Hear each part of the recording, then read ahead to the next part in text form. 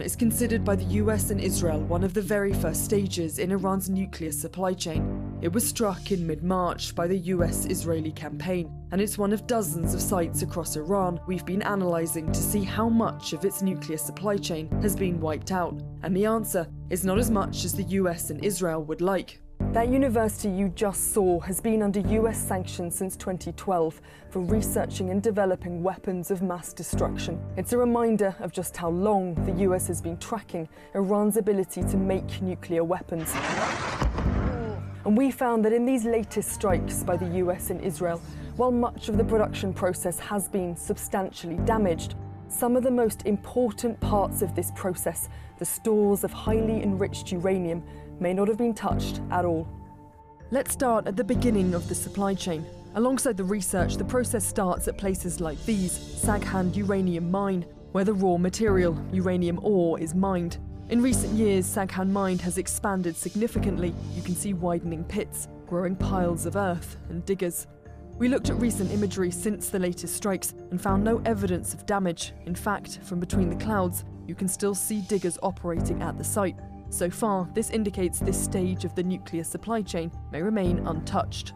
Next, the mined uranium ore is transported to production plants like this one in Ardekan. Here, it's converted into yellowcake, which is a type of concentrated uranium. We found this plant was substantially damaged in recent strikes on March 27th.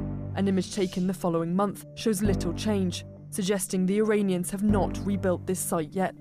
After this, the yellowcake is taken here to sites like this one in Isfahan to be purified and converted into uranium hexafluoride. And it's this stage of the supply chain that has caused the biggest headache for the US and Israel. Back last June, French outlet Le Monde found this truck visible in imagery taken just days before the strikes. These blue containers are likely carrying uranium into the tunnels, experts told CNN. Days later, these facilities were substantially damaged in Israeli attacks. You can see several buildings wiped out.